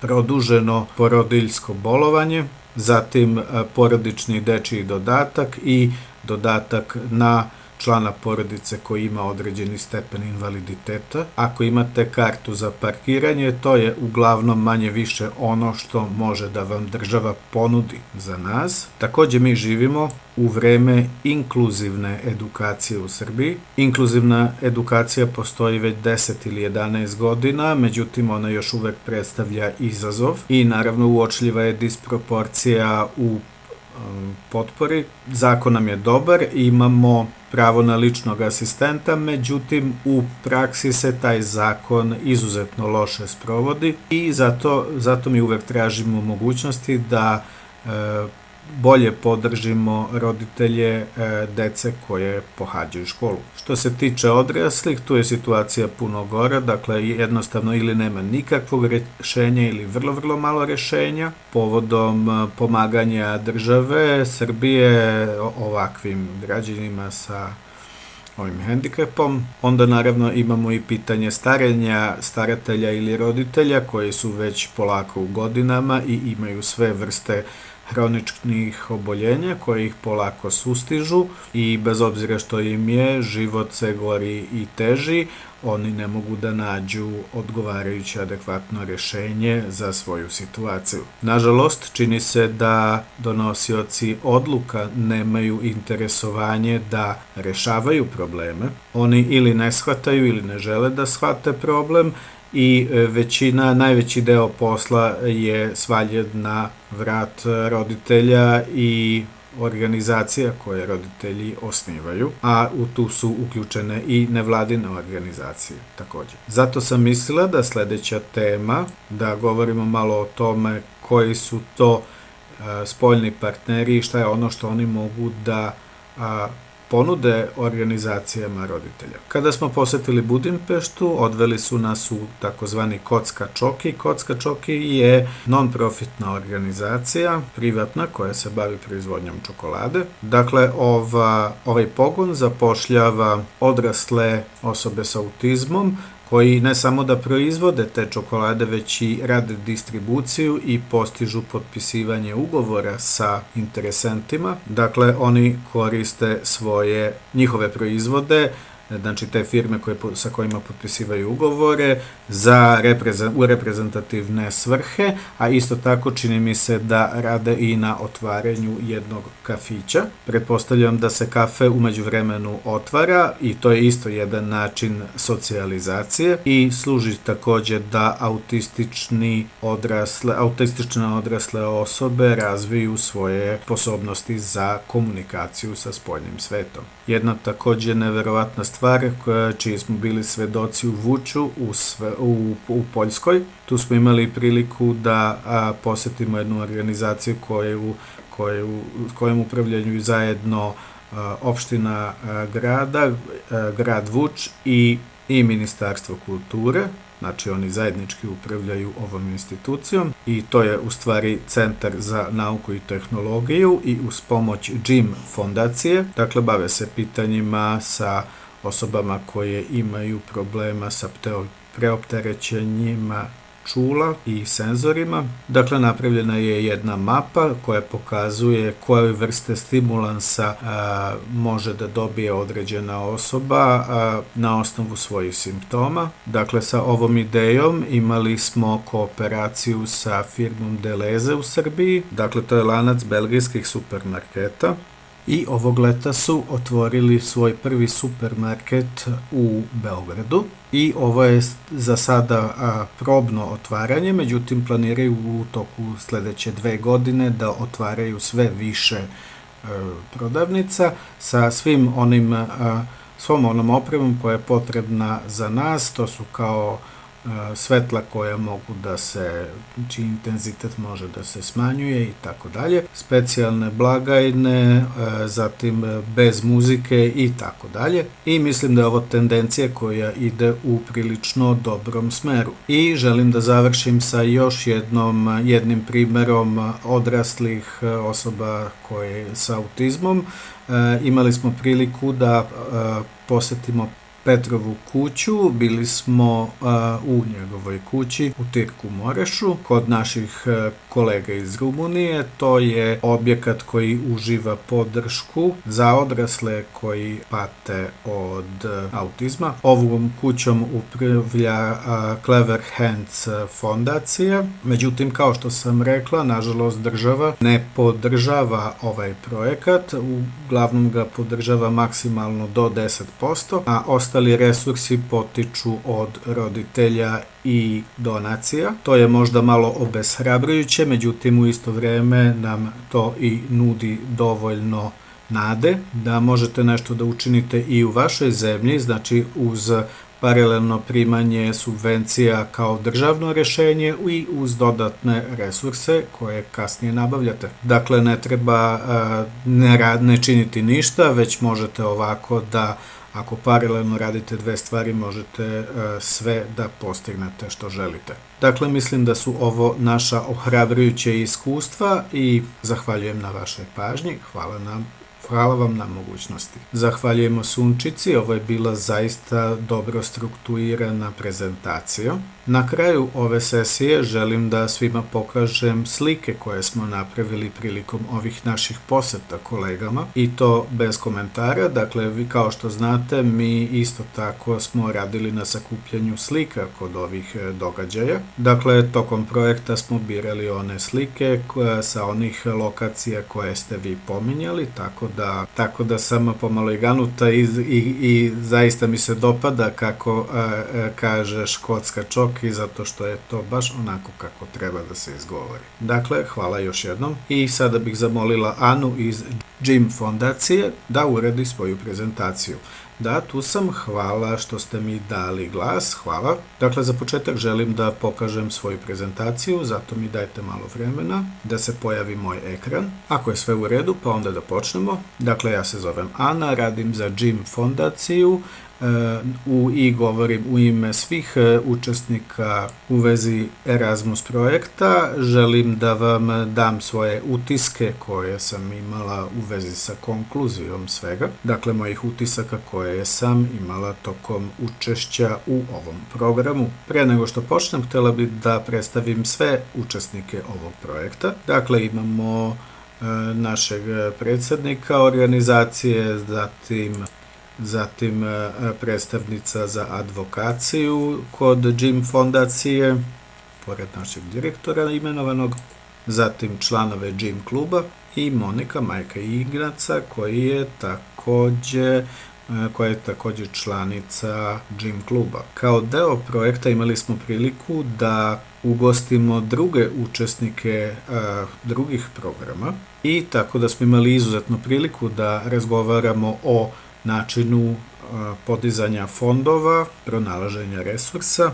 Kao što je Sunčica rekla, to je prvi objekat koji je podignut za ljude koji su izvan spektra i imali smo i priliku da obiđemo i druge okolne zemlje, a prva na listi je bila Srbija. Dakle, dok smo boravili u Beogradu, u Srbiji, imali smo priliku da posetimo specijalnu školu, što je bilo naše veliko iznenađenje. I recimo, to je soba za tretmane koja reflektuje lekarsku ordinaciju. Mislim da je to odlična ideja koju bi mogli da implementujemo u Poljskoj, da je tu upotrebimo, zato što imamo roditelje koji učestvuju na ovim sesijama i oni i sami imaju osjećaj kao da su stvarno posetili lekarsku ordinaciju. Dakle, a to se često dešava kod staratelja, osoba koje se nalaze izvan spektra. Sljedećeg dana smo posjetili kafe i tu su radili ljudi koji imaju invaliditet i mislim da je to bilo predivno mesto sa predivnim ljudima i sa još boljom kaficom. Isto tako smo posjetili radionice gde su oni u obliku male radinosti pravili proizvode koji su mogli kasnije da prodaju, što mislim da je isto odlična ideja, jer uvek je pitanje ljudi koji imaju invaliditet, javlja se pitanje novca i onda je ovo jedna od prilika da oni dođu do određenih prihoda. U Poljskoj imamo slične ideje, na primjer u Varšavi imamo isto jedan kafe ove vrste i u stvari možemo reći da je bilo zabavno raditi i posjetiti ovakvo mesto i naš put u Beograd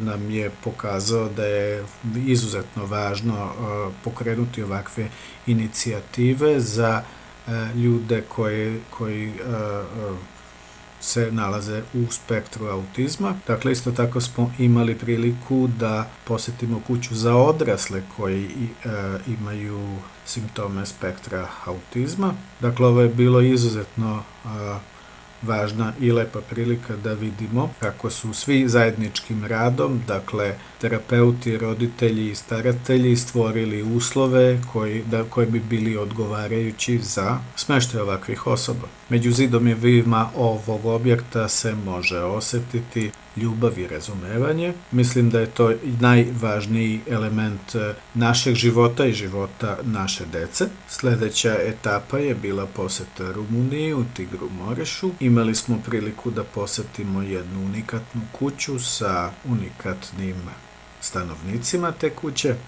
To su odrasli ljudi sa invaliditetom kojima je dozvoljeno da žive nezavisno, sami. Dakle, i rade na razvijanju svojih eventualnih karijera, dakle, žive u jednoj zajednici i čuvaju jedno drugog.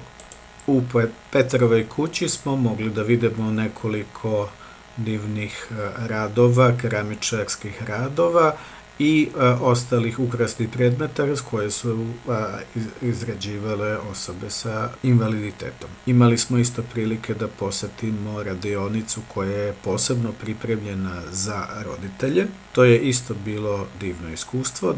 Dakle, vreme je za zaključak, za sažetak, koje su to pozitivne prakse koje bi bilo dobro i dalje koristiti kada se ovaj projekat završi. Dakle, mislim da je najvažnije da se napravi program sa što više elemenata za ljude koje se nalaze u spektru autizma i da to budu elementi koji su potrebni osobama koji žive pod autizmom. Dakle, trebalo bi nastaviti izgradnju objekata i stvaranje mesta za ljude koje imaju invaliditet autizma. Dakle, u ovaj program treba uključiti i roditelje i decu da zajednički rade na mogućim rešenjima datog problema, i uključivanje roditelja isto tako u Rumuniji daje mogućnost da dobije neku, majka ili roditelj dobije neku vrstu subvencije, plate, da bude plaćena za taj rad, da bi mogla da se što više posveti detetu. Isto tako smo mogli da vidimo druge roditelje koji takođe imaju svoje članove porodice sa ovim simptomima autizma. Mislim da smo mnogo naučili jedni od drugih, ali je još dug put pred nama. Mislim da ako se ujedinimo u zajednicu možemo da poboljšamo život naše dece ne samo u Poljskoj, nego i u celoj Evropi, a možda čak i u celom svetu. Ovo je bilo divno iskustvo, drugčije zemlje, drugčiji ljudi i drugčija kultura, a ipak mi smo svi isti. Dakle, nalazimo se u istoj priči i pokušavamo da napravimo bolji život, da damo bolje uslove našoj deci. Dakle, ako udružimo naše snage i zajedno nastupimo, naša budućnost će biti svakako bolja. Podjednako u Poljskoj, Mađarskoj, Rumuniji i Srbiji. Naravno. Znači, hvala na vašoj pažnji i to je sve od mene za sad. Hvala, Ana, ja sam zaista zahvalna za vašu zadnju rečenicu. Mislim da je upravo i ovo cilj ovog projekta, dakle da se udružimo, da zajedničkim snagama nastupamo i da prikupimo sve informacije koje na adekvatan način možemo da razmenimo. Dakle, hvala još jednom na prezentaciji i sada htela bi da zamolim Iringo iz Transilvanijske fondacije KI da napravi svoju prezentaciju. Dakle, mikrofon je vaš. Puno hvala, pogotovo za ovu mogućnost. Naravno, bilo nam je lepo dok smo bili partneri u ovom projektu. Nekako sam uspela da nazovem moju prezentaciju Da li se snovi naših roditelja ostvaruju. To je zato što imate razna mesta u raznim gradovima koje smo posećivali, na kojima smo videli statue pored kojih možete da zaželite da vam se ostvaruju snovi. Na neki način ovaj projekt nas demonstrira ako roditelj ima san koji sanja za svoje dete ili za svoju zajednicu i ako vredno radi, onda taj san može da se ostvari. Dakle, sve dobre prakse i sve inicijative su nastale od strane roditelja i njihova motivacija je uglavnom ta da mogu da umesto da budu deo problema, da se pretvore u rešenje problema sa odgovarajućim praksama. Bila sam jako zadovoljna što sam mogla da vidim dobre, lepe primere. Moj ekran se ne pomera, ne znam zašto, ali nadam se da će se uskoro pomeriti. Izgleda kao da, sad je dobro. Dakle, ukratko našoj organizaciji, mi smo jako malo organizacija, radimo na domaćem i međunarodnom nivou i lokalno imamo korisnike sa specijalnim potrebama, pogotovo deca, i ovim korisničkim grupama mi organizujemo razne priredbe, konferencije i tako dalje. Na međunarodnom planu radimo na lobiranju i advokaciji, to jest na zagovaranju. Naravno, radimo i na know-howu, dakle imali smo mnogo doživljaja radeći sa roditeljima koji imaju najviše iskustava sa autističkom decom. Dakle, ovo je bilo zaista jedno predivno iskustvo. Dakle, bilo je i nekih prioriteta u našim posetama, već je ranije pomenut Kocka Čoki, dakle ona manufaktura. Dakle, za mene je ova manufaktura čokolade bila najvažnija u smislu. Radi se zapravo o tome da je jedan par zamislio ovu soluciju za odrasle osobe, budući da imaju dete koje ima autizam, na neki način su zamislili budućnost svog deteta kroz ovu sliku, pre svega da bi pomogli prihvatanje i okoline na autizam, budući da Kocka Čoki nije samo radionica, nego i mesto sastajanja. Dakle, ovde možete ući i ne samo da popijete kaficu, možete i da organizujete sastanak. Mislim da je to stvarno interesantna ideja da možete na ovaj način da budete u samom centru društvene pažnje, a da isto tako ipak budete sa autizmom. U Poljskoj bili smo zaprepašćeni sa vrlo širokim nizom usluga koje su pružale Jim fondacija. Dakle, kada smo se vratili kući, jedan od roditelja koji je bio zajedno sa nama na ovom putovanju je podao jedan članak o snu. Dakle, njen san je bio da se iste ove usluge mogu dobiti, mogu biti dostupne i ovde kod kuće u Tirku Morešu. Naravno, bilo je interesantno obići Budimpeštu i Beograd, zato što su to glavni gradovi, mada Lodž nije glavni grad. Međutim, toliko je dobar pružalac usluge. Tirgu Moreš je takođe manji grad u Rumuniji, dakle, opet se ne radi o glavnom gradu, tako da nije baš tako lako napraviti velike institucije koje bi mogle da nude mnoštvo usluga. Nadalje to liči na neku vrstu snova, međutim ja verujem ako je roditelj dovoljno motivisan. U Srbiji je bilo izuzetno interesantno videti kako jedna ovakva aktivnost toliko dugoročna može da doprinese za dobrobit ovih osoba i ovde možemo videti kakve usluge mogu da se proizvedu iz ovakve dugotrajne uključenosti u ovu temu. Dakle, od 1977. godine kada se ova organizacija rodila, bilo je puno aktivnosti, pruženo je mnogo pomoći porodicama sa autističnim osobama, a isto tako je došlo do pružanja mnoštva raznih usluga. Naravno, kada se radi o stranim zemljama, uvek pokušavate da poredite stvari. Dakle, poredili smo edukativne usluge i ovde smo videli da u Trgu Morešu imamo vrlo dobre edukativne servise, imamo društveni servis i imamo, medicinski servis svugde dostupan. Dakle, ima raznih vrsta servisa, nisu svi isti, naravno svaka zemlja traži svoj put prema naprijed. Dakle, ovde nedostaju usluge za odrasle ljude sa autističnim problemima, kao što su, na primer, institucije koje su pod državnim pokroviteljstvom. Zato možemo da kažemo da je zdravstveno osiguranje i usluga dosta dobra, vrlo slična kao u okolnim zemljama, uključujući i usluge obrazovanja. Dakle, isto tako, kada se završi škola, nema nikakvih prihvatnih organizacija, što je dosta loše, na tome bi trebalo poraditi. Međutim, pozitivne primere smo videli u Beogradu i u Budimpešti u vezi s tim.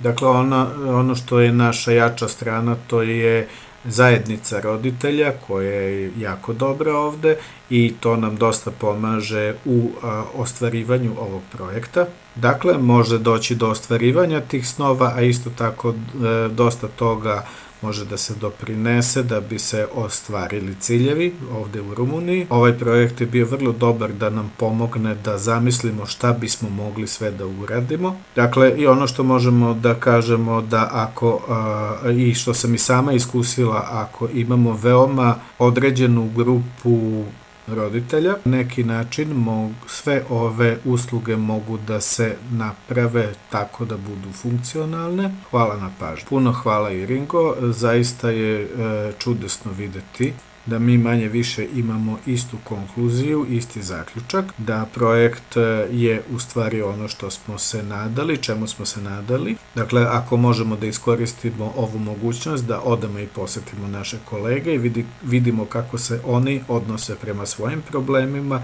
onda možemo jako puno toga da učinimo nakon menjanja međusobnih radnih iskustava. Bilo mi je jako drago da čujem to što ste izlagali. Hvala. Dakle, sada ću još da napravim jedan veoma kratak sažetak, ako mi dozvolite. Dakle, pre svega želim da se zahvalim svim učesnicima koji su svojim radom doprineli ovom projektu i ovoj današnjoj zaključnoj sesiji. Dakle, mislim da smo manje više mogli da pokrijemo sve teme. Čuli smo šta ima da kaže autistična osoba, čuli smo brata ili u bratskom srodstvu autistične osobe i iskustvo, zatim čuli smo stručnjake, čuli smo roditelje, čuli smo sve aktere i ako ovi akteri mogu zajednički da rade, onda stvarno možemo da postignemo sve što smo zamislili. Dakle, i sama kao neko ko radi već 10 godina u temi autizma se slažem sa mišljenjem da treba na neki način pronaći mogućnost da se roditelji podržavaju, jer je vrlo malo reči bilo o tome ranije. Evidentno je da se mnogi problemi i vraćaju stalno na leđa porodice. Dakle, podršku ne treba davati samo autističnoj osobi, naravno njoj je potrebno najviše podrške, obuke i tako dalje, ali mislim da su sve porodice i sve osobe stvarno u velikom broju prisutne tu i čuli ste da osim toga što imamo dosta veoma ozbiljnih sastanaka, stvarno smo radili na analizi mreže, servisne mreže u raznim zemljama. Pokušali smo da ih uporedimo jedne sa drugima, dakle, ali kao što vidite na slikama imamo dosta obožavatelja. Ovo je EC1 centar koji je Sunčica već spomenula. Ovo je u Vudžu i imali smo tu lepu zabavu. Posle toga smo imali kulturno iskustvo u Beogradu i bilo je izuzetno uspešno, a isto tako i dosta zamorno, kao što vidite na slici da polovina grupe već spava, ali to je već bio zaista kraj dana u Murešu i naravno već je milion puta spomenuta kocka čoki i naravno drago nam je što smo uspeli da inspirišemo naše posetioce za ovakve i slične ideje. Ali isto tako želim da vam pokažem da se zapravo radi o vrlo malom istraživanju. Dakle, u vezi ovog propar projekta postavila su se pitanja koje vrste usluga ovde nedostaju, a to se uglavnom odnosi na članove porodice. Dakle, kao što ste čuli, mnogi od usluga još uvek nedostaju za autističko dete ili odraslu osobu, međutim, roditelji mogu da budu motor pokretač, oni mogu da pokažu smer kojim autističko dete može da krene i mi smo stvarno hteli da znamo koju vrstu podržavanja trebaju roditelji najviše. Dakle, svi učesnici koji su učestvovali u ovom dvogodišnjem Erasmus Plus projektu imaju neku vrstu podržavanja roditelja, a mi naravno želimo da naše usluge usavršimo, znači sve fondacije, sve organizacije i stvarno smo hteli da saznamo koja je usluga ona koja najviše nedostaje. Dakle, popunili smo upitnik na lokalnom jeziku u svakoj zemlji i dobili smo više od 500 odgovora. Ovde možete da vidite rezultate. Najpopularnija je obična mapa usluga, znači osnovna mapa usluga. I naravno malo smo detaljnije opisali sve vrste usluga i osnovnu opštu mapu sa tih usluga. Možda bi moglo da se kaže kao da je to Google mapa za roditelje sa autističkom decom. Dakle, možda mogu da se dodaju neke specifične usluge za autiste. Dakle, roditelji autista bi stvarno voljeli da imaju nešto tako, jer bilo kakva promena u životu autiste dovodi do ogromnih promena, ogromnih menjanja. Dakle, prvo se suočavaju sa problemima da nađu pravu dijagnozu, dakle, kad je konačno dobiju, onda imaju problema sa obdaništem, to je isto veliki problem. Dakle, i u ovom otkrivanju problema, mislim da su učesnici prezentacija ovo na dobar način, dovoljan način pokrili, tako da ne bi bilo loše da postoji jedna online mapa uputstava za roditelje kada se suočavaju sa ovakvim problemima. Sledeća tačka je psihološko konsultovanje roditelja, jer kao što smo već pomenuli, dosta se fokusiramo na članove porodice autista. Kao što je Judita pokazala na svojim slajdovima, roditelji se tokom vremena stvarno zamaraju od svega ovoga. Oni zbog toga brzo izgaraju, tako da je potrebna jedna lista podrški koje se nude roditeljima. Naravno, tu su uključene i konsultacije psihologa, takozvane face-to-face ili licem u lice konsultacije. I naravno, kao što smo već uočili, roditelji uvek imaju pitanja i oni žele prave odgovore na svoja pitanja. Da ne bi bazirali svoje osnovne opšte informacije na nekim medijama i web sajtovima koji se nalaze na internetu. Dakle, treniranje roditelja je isto od izuzetnog značaja i vrlo je popularan kao program. I tu pominjemo roditeljske grupe i grupe za podržavanje. Tu se stvarno vidi da roditelji svakako žele da se sretnu sa drugim roditeljima koji imaju iste takve probleme sa svojom decom. Dakle, jedno od najvažnijih odgovora kada govorimo sa roditeljima o grupama, kada ih pitamo koja je bila najvažnija stvar na tim treninzima na koje ste pohađali. Dakle, ono što oni odgovaraju običajno je da su uvideli da nisu jedini koji se nose sa ovakvim problemima i da cela porodica pati zbog ovakvih situacija, tako da im treba jedna strukturirana pomoć, a to je najlakše organizovati kroz lične susrete roditelja. Isto tako se postavlja pitanje ličnog asistenta koji bi na neki način mogao da obezbedi da se porodica malo odmara s vremena na vreme, dakle što se tiče nege i vaspitanja, da bi roditelji mogli da odu može čak i na manji odmor ili da odu u bioskop ili možda čak i u kupovinu. Onda imamo online konsultaciju sa ekspertima, to moram da kažem da pre toga treba da izvršimo određene pripreme i provere. To je dosta popularno u ovo vreme, iako možemo da kažemo da čak i u slučaju ove pandemije koju imamo, popularnost ne opada, jer roditelji i dalje traže ovu vrstu online podrške, jer ponekad imaju situaciju da ne mogu sebi da priušte putovanje da bi se samo našli licem u lice sa ekspertom, sa konsultantom. Onda imamo naravno i pravna pitanja koja se javljaju ako želite autističnu osobu da prebacite sa jedne vrste usluge na drugu vrstu usluga, tu se uvek javlja potreba za pravnom pomoći, a izgleda da i svi članovi porodice treba da budu pravi eksperti kada se radi o državnoj potpori, državnim subvencijama koje su potrebne za dete, znači kao što je dečiji dodatak, ali ponekad im treba pravni savet kako da razreše životna pitanja, kako da pronađu određenu uslugu, da tu uslugu na pravi način dobiju za potrebe člana porodice, naravno. Sledeće pitanje je pitanje zajedničkog odmaranja sa drugim članovima drugih porodica. Dakle, to su klubovi za rekreaciju, kao što postoji klub za roditelje i ostale slične vrste klubova. Dakle, vidimo da postoje informativne brošure i ostala uputstva koje bi roditelji voleli da imaju, međutim, ali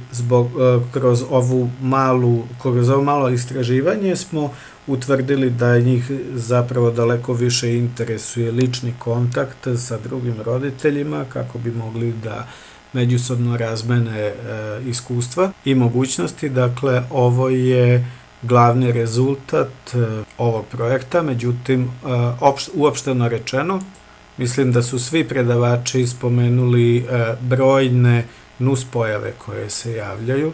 Čim su čuli za nešto, odmah su hteli da i sami to koriste.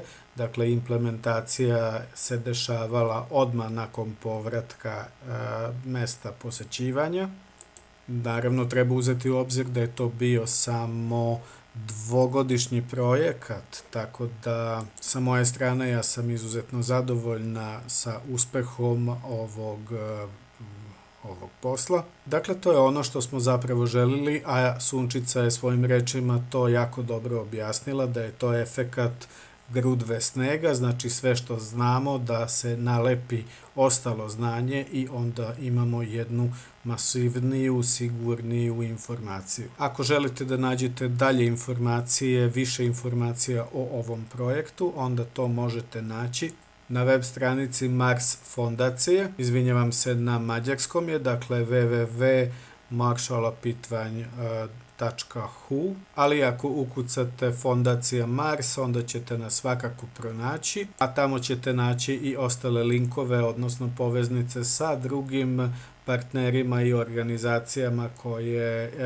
isto tako mogu da prikažu svoj uspeh, svoja dostignuća u okviru programa koje su radili. Dakle, to bi bilo to. Ja samo želim sada da zaključim ovu sesiju sa ostalim domaćim informacijama. Dakle, poznato nam je da je u početku ove sesije kod simultanog prevođenja je došlo do zbrke, dakle svi mogući kanali su se istovremeno mešali i pojavljivali, tako da je to bilo dosta teško.